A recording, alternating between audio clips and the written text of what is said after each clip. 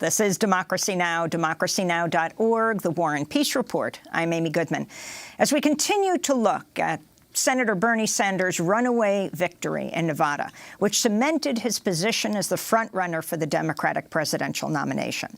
As Sanders' bid for the Democratic nomination looks more and more likely, and the Democratic Party establishment and much of the mainstream media are openly expressing concern about a self-described democratic socialist leading the presidential ticket. His opponents, including former Vice President Joe Biden and former South Bend Mayor Pete Buttigieg, are also on the attack. Senator Sanders believes in an inflexible, ideological revolution that leaves out most Democrats, not to mention most Americans. I ain't a socialist. I ain't a plutocrat. I'm a Democrat. That was Joe Biden, and before that, Pete Buttigieg. They were speaking on Saturday night after the results from the Nevada caucuses rolled in. Well, last week, during the primary debate in Las Vegas, Bernie Sanders addressed misconceptions about socialism. Let's talk about democratic socialism, and let's talk about what goes on in countries like Denmark, where Pete correctly pointed out they have a much higher quality of life in many respects than we do. What are we talking about? We are living in many ways in a socialist society right now. Problem is, as Dr. Martin Luther King reminded us, we have socialism for the very rich, rugged individualism for the poor. Wait a second. Let me finish. When Donald Trump gets $800 million in tax breaks and subsidies to build luxury condominiums, that's socialism for the rich. When Walmart, we have to subsidize Walmart's workers who are on Medicaid and food stamps because the wealthiest family in America pays starvation wages, that's socialism for the rich. I believe in democratic socialism for working people, not billionaires, health care for all, educational opportunity for all. So that was Bernie Sanders. For more, we host a debate on Bernie Sanders and democratic socialism. With us in our New York studio is the Nobel Prize-winning economist, the op-ed columnist for the New York Times, Paul Krugman. His latest book is just out. It's called Arguing with Zombies: Economics, Politics, and the Fight for a Better Future. One of his recent columns is headlined, Bernie Sanders isn't a socialist. Also with us in studio is Richard Wolff, Professor Emeritus of Economics at the University of Massachusetts Amherst, visiting professor at the New School here in New York. He is the founder of Democracy at Work and hosts a weekly national TV and radio program called Economic Update. Among his books, his latest is called Understanding Socialism. We welcome you both to Democracy Now! Well, what do you make of what is happening right now, Paul Krugman, with Bernie Sanders, so far the clear front-runner, but moving into South Carolina, and why that headline, Bernie Sanders is not a socialist, what you were getting at? Okay. I mean, it's Bernie says he loves Denmark. I love Denmark. I think Denmark is an illustration of how decent a society can be. The Danes don't think that they're socialists. They think that they're social democrats. They don't use the word socialist. And it isn't socialism as we've always used to understand it. It's not government ownership of the means of production. It's not seizing the commanding heights of the economy. It's a really strong social safety net and a strong labor movement, all of which I support. In Arguing with Zombies, I have a whole chapter called Socialism, which is about the Republican habit of playing three-card Monte. You say that you're for universal health care. They say, that's socialist. You say you're for universal child care. They say, think about how many people Stalin killed. It's this crazy stuff. So why use the word? Why describe yourself? I think it's kind of self-indulgent to call yourself a socialist and give the Republicans unnecessary ammunition. I think probably we're for the same. I'm for the same kinds of policies. I'm for universal health care, universal child care, all of these things. Why buy into the Republican effort to make this sound like something Stalin would do? Well, he calls himself a democratic socialist. Is that right? That's cutting it way too fine. Why use the word? Let me turn to a clip from the Democratic presidential debate in Las Vegas last week. First, we hear from Bernie Sanders, then Mike Bloomberg. What we need to do to deal with this grotesque level of income and wealth inequality is make sure that those people who are working, you know what, Mr. Bloomberg, it wasn't you who made all that money. Maybe your workers played some role in that as well. And it is important that those workers are able to share the benefits. Also, when we have so many people who go to work every day and they feel not good about their jobs, they feel like cogs in a machine. I want workers to be able to sit on corporate boards as well so they can have some say over what happens to their lives. Mayor Bloomberg, you own a large company. Would you support what Senator Sanders is proposing? Absolutely not. I can't think of ways that would make it easier for Donald Trump to get reelected than listening to this conversation. It's ridiculous. We're not going to throw out capitalism. We tried that. Other countries tried that. It was called communism, and it just didn't work. So there was Michael Bloomberg, the former mayor of New York City, going after Bernie Sanders. Richard Wolff, you describe yourself as a socialist economist. Respond to what both Paul Krugman says and what Bloomberg is saying here. Sure. There is no agency, neither public nor private, that defines what a socialist is. If you follow the socialist movement for the last 150 years, you would discover that it has been a contested terrain from day one. There were different interpretations and different meanings. Bernie Sanders is perfectly in line with one of the traditions of what socialism is. It's the government having a big role in offsetting some of the awful qualities of capitalism. But we also know that the kind of control that the government tries to operate is very difficult for it to succeed with. We once had a New Deal in this country. We lost most of it because we didn't go beyond a government intervention to change the society. What Bernie Sanders represents is an awareness that it's time to have a conversation we should have had for 75 years about our capitalist system and whether we can do better.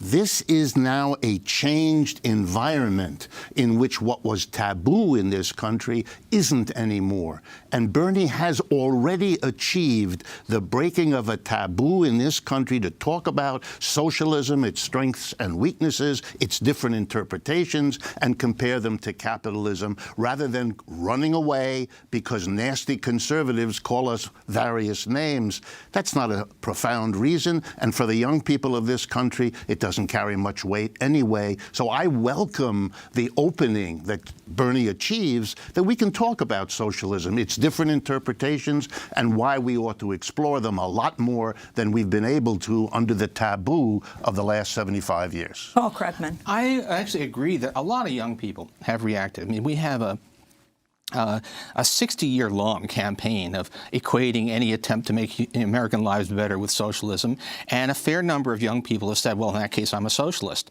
The trouble is, you're not going to win this election without a fair number of old people, too. And it just seems to me that, again, it's self-indulgent to go down this route. I wish you wouldn't. I mean, if Sanders is the nominee, then Democrats are going to have to, get behind him, and people like me are going to end up writing lots of things saying, don't be scared. Yes, he uses the word socialist, but he doesn't actually mean what Republicans think want you to think he means. But who needed this this extra thing? So the I'm not sure that this is. I'm not sure I quite see what the point is. I mean, it seems to me that there's to make the argument that says I want social justice, I want a strong government safety net, I want worker empowerment. You can say all of those things without having to, give ammunition to people who want to make you sound like Stalin. So, I mean, I'm going to be spending. I expect Sanders will probably be the nominee, and I expect to spend a lot of the next year saying, look, he's really talking about Denmark, not Venezuela. But I shouldn't have to be doing that. Richard. I'm proud to be part of the socialist tradition, and I understand Paul's difficulty. He's having to defend now a centrism that's being rejected by a large number of people. The stunning reality is that the majority of young people, at least age 35 and under, no longer think that socialism is a bad word, and they are immune to that. And the young people are the future of this country, which the older people know too.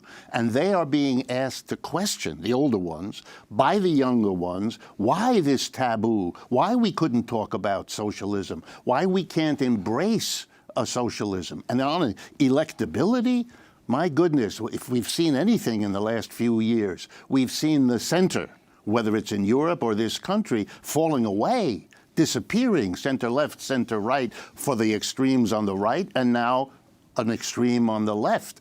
I don't find that frightening. I understand people who are centrists do, but I welcome that we can have an honest debate in this country, and there's much in the socialist tradition that is well worth keeping. There are lessons of what we should do, just like there are lessons of what we shouldn't do, which is true for capitalism as well. So we're opening things up, and I think when it comes to electability, we have as much to argue that this is the way forward as anyone on the other side. By the way, I don't think the people who send me hate mail, and I am the king of hate mail, think that I'm a centrist. Right? I'm for universal health care. I'm for deficit spending on infrastructure. I'm for universal child care. If that's centrism, then let's have it. By that standard, Denmark is centrist. Right. I want to, before we go to issues like Medicare for all, I want to turn to MSNBC and what's been happening over the weekend, a kind of meltdown on MSNBC around the issue of Bernie Sanders clearly looking like he's the front runner. And chief among those melting down appears to be MSNBC host Chris Matthews, who this weekend compared Senator Sanders' Nevada victory to Nazi Germany's takeover of France. I'm reading last night about the fall of France in the summer of 1940, and the general, Renault, calls up Churchill and says, "It's over." And Churchill said, "How can it be? You got the greatest army in Europe. How can it be over?" He said, "It's over." So I had that suppressed feeling. I can't be as wild as Carville, but he is damn smart, and I think he's damn right on this one. So Bernie Sanders' communications director, Mike Kaska, responded to Matthews' comment on Twitter saying, quote, "Never thought part of my job would be pleading with a national news network to stop likening the campaign of a Jewish presidential candidate whose family was wiped out by the Nazis to the Third Reich. But here we are." A number of people are now calling for Chris Matthews to resign. Paul Krugman. Yeah, so, I mean, far be it from me to defend Chris Matthews, who I think has been a malign influence on a lot of our political discourse. I don't think he was actually calling Sanders a Nazi. He was just thinking of, this is what it looks like when you've lost. But it was stupid. It was stupid, and it was insensitive, and it was characteristic. I mean, if that's what centrism sounds like, this notion that calling for universal health care or stuff is some kind of extreme position. And no, I mean, it's telling you something about where Matthews' head is at, and not something good. And it's unfortunately, I don't think it's unique. The fact of the matter is there's a lot of, Lloyd Blankfein saying, "Oh, I might have to vote for Trump if Sanders is nominated." And explain the significance of who Lloyd Blankfein is. Goldman Sachs, and for God's sake, Trump might, Sanders might raise your taxes. That is not an important consideration. American democracy is on the line. So there are a lot of people out there who are, I'm not sure how many there are. There are a lot of influential people out there who are horrified by the prospect of a strongly progressive candidate. And that should be condemned. I just wish he wouldn't call himself a socialist. Richard Wolff. Well, I think politics is shifting, and the centrists are having to discover that they are centrists because the politics has moved to the left. That's what Bernie has accomplished. That's what the young people around him have accomplished. It may be awkward and uncomfortable for people who used to think of themselves as the left to discover they're not, that there's a movement to their left. But we're very proud that that has returned as a kind of sanity of balance in our political discourse. And so I'm not surprised that people like Matthews overreact, because they're being outflanked on the left. They weren't ready for it. I remember in 2016 talking to a high official of the Democratic Party, assuring me that Bernie Sanders would never get more than 1 or 2% of any vote anywhere ever. And they didn't know, and they didn't understand. And it's a little bit like the old Bob Dylan song, wake up. There's things going on that you didn't foresee and that are shifting the ground on which you stand. But I want to be clear that many of us welcome this. Chris Matthews has been on a tear. He recently said, "I remember the Cold War. I have an attitude toward Fidel Castro." He added, "I believe if Castro and the Reds had won the Cold War, there would have been executions in Central Park, and I might have been one of the ones executed, and certain other people would be there cheering." suggesting, as he was talking about Bernie Sanders, that Bernie Sanders would be responsible for his execution in Central Park. Yeah. For me, this is all that I hear in all of this is an anguished fear that the politics is moving to the left. These are individuals who made a commitment long ago in their lives not to go to the left, even if they had sympathies there, to stay in the middle because it was the safe, the wise thing for their future, for the country, and for their careers. And that's no longer the case, and they are outraged and outcome these kinds of comments. As we continue our debate on Bernie Sanders and democratic socialism with Paul Krugman, Nobel Prize-winning economist, op-ed columnist for the New York Times, has a new book out called Arguing with Zombies, and Richard Wolff, emeritus professor of economics, University of Massachusetts Amherst, visiting professor at the New School. His book is called Understanding Socialism. So, Paul Krugman, I wanted to go to your one of your columns that you just wrote, headline, Bernie Sanders isn't the left's Trump, where you write, I'm more concerned about the electability of someone who says he's a socialist, even though he isn't, and if he does win, whether he'll squander political capital on unwinnable fights like abolishing private health insurance. Your stance on Medicare for all. If I could do it, if I could wave a magic wand, or if I had a time machine and it could somehow go back to 1947 when we almost got single-payer health care, I would do it in a moment. It's not the only way to do it. One thing you learn if you study healthcare systems is every other advanced country has universal health care. They do it in different ways. Some of them have government provisions. Some of them have regulated private health care. Some of them have single payer. Single payer is not the only solution, but it's fine. The trouble is there's 160 million people in America who have private health insurance. You're saying to those people, we're going to replace what you have with something completely different. Trust us, it'll be better. It will probably be true for most of them that it would be better, but that's a huge political lift. You're asking people to make a huge leap of faith, whereas we can, in fact, get to universal coverage through a public option, through something like Medicare for America, something that lets people buy into Medicare and subsidizes it without having to waste that time. And there's so many, that's not. Having the absolute best healthcare system is not the only priority. If I had to say what is the biggest gap in America is that we're not doing enough to help children.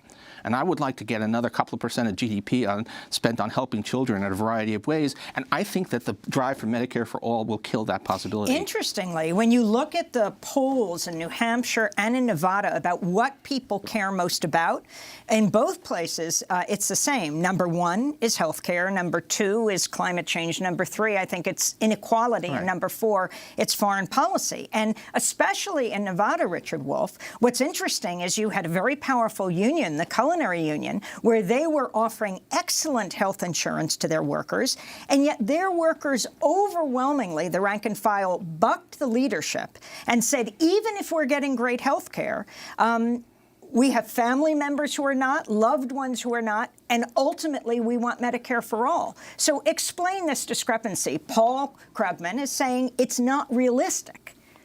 Well, I think, again, the politics in America have changed. I don't think the mass of Americans want to hear the details about what you might get and how careful we should be and what step we should. They want change. They wanted it from Obama, who promised hope and change. They wanted it even from Mr. Trump, who promised a change. That we didn't get the changes that they promised, neither the one nor the other. And so people now want something that will solve their problem, will not respect the old centrist, let's go carefully, let's do this, let's not push too hard. So they want the opposite. How do you get to Medicare for all immediately or more rapidly than what Paul Krugman is suggesting? Well, I agree with Paul, which surprises probably both of us. But the point is, there are plenty of models out there of countries that have, in a variety of ways, answered the basic human demand. I want to be careful. I want to know that when I'm born and until I die, if something happens to me in the way of illness or injury, I am taken care of. Like I want a public park and I want public schools, I want public health care. And they don't want the details and the hesitance. They want that. And any of them would be a perfectly good basis. You know, it's always interested me how people look to other countries to say what would be models, when we have the model right here at home. We have Medicare, one of the most popular programs in this country. Oh, yeah, we have socialized medicine for everybody over 65. And although it's interesting, if you look at it, we also do have private insurance. We have not abolished private supplemental insurance for older people in America. So it is, in a way, a bit of a compromise system. The actually existing Medicare that we have for older Americans is not as radical as the Medicare that Bernie Sanders is proposing for everyone. But look, yeah, the United States contains multitudes. We have pure socialized medicine. The Veterans Health Administration is actual government provision of health care, and it works.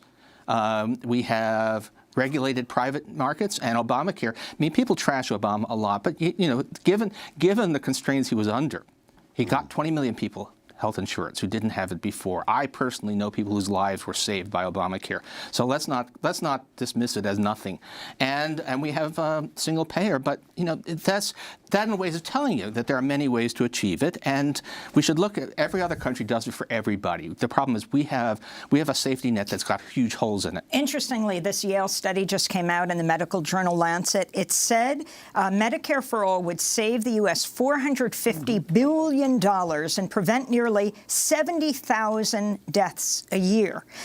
You have Bernie Sanders recently saying that he wants people in the movement to say, I'm willing to fight for someone I don't know.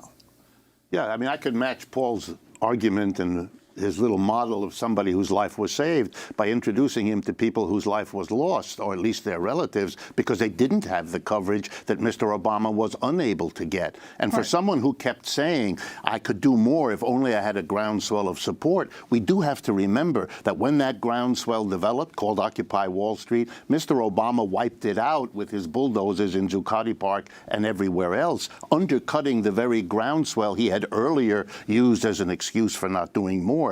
But my response is, whether it's health care or a decent college education for Americans that doesn't saddle them with tens of thousands of dollars of debt, the demand is now out there, and that's what's fueling Mr. Bernie Sanders' support. They don't want the middling, biddle, this change, that. They want these problems that, Paul is right, have existed in this country for many years. They want it finally solved, and they want a politician who they can believe might actually do it, as opposed to those in the middle who have been saying it and promising it and belaboring the difficulties and basically not getting it done. One of your columns, Paul Krugman, you talk about the headline is, have zombies eaten Bloomberg's and Buttigieg's brains? Yes. Explain. Okay. That was mostly, so my book is arguing with zombies, and one of the zombies is this obsession with public debt. And the belief that we should be terribly scared of government debt, and we can't do anything because deficits eke. That's the way Buttigieg talks now. At the very moment when mainstream economics, if you like centrist economics, it has concluded, hey, these debt worries were way overblown. You know, the president of the American Economic Association gave this presidential address saying, debt is just not nearly the problem people think it is, and it's not a constraint. And of course, Republicans have pulled one of the greatest acts of policy hypocrisy in history. You know, deficits were an existential threat as long as Obama was in office. They don't matter as soon as Trump is in office. So I really don't want to see. If we did get a Democratic centrist who bought into this deficit scaremongering, that would be a really bad thing. That would block any kind of initiative. And as we begin to wrap up, there is a presidential debate coming up on Tuesday night in South Carolina. 2 of the 7 candidates are billionaires. Yeah. Richard Wolff, your thoughts?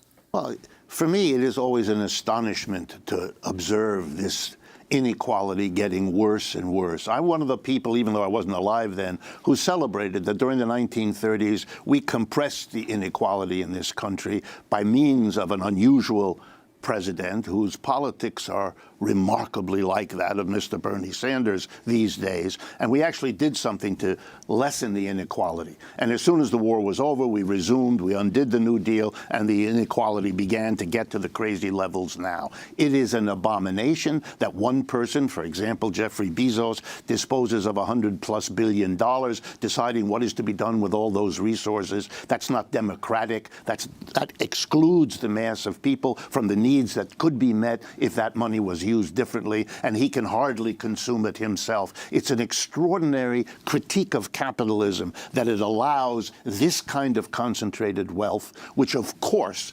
protects itself by trying to control the politics of our country so that they don't have the power in Congress to undo the inequality in the first place. So for me, declaiming against that, right on Bernie Sanders. I mean, I don't think that billionaires are inherently evil, but there is something wrong when two guys who really don't have any kind of national political base are in this debate only because of their money. The peculiar thing is, of course, that Steyer may well make Bernie Sanders the nominee by drawing support away from Biden. But no, this is, I mean, as these guys go. 10 seconds. Bloomberg is not evil, but he shouldn't be in this race. We want to leave it there for the moment, but of course we will continue to cover all of this during this 2020 election year. We will be doing a 5-hour special on Super Tuesday night from 7 p.m. Eastern Standard Time right through midnight. I want to thank Paul Krugman, Nobel Prize-winning economist, op-ed columnist for the New York Times. He is the author of numerous books, his latest, Arguing with Zombies. And thanks so much to Richard Wolff, author of the new book, Understanding Socialism. That does it for our broadcast. I'm Amy Goodman. Thanks so much.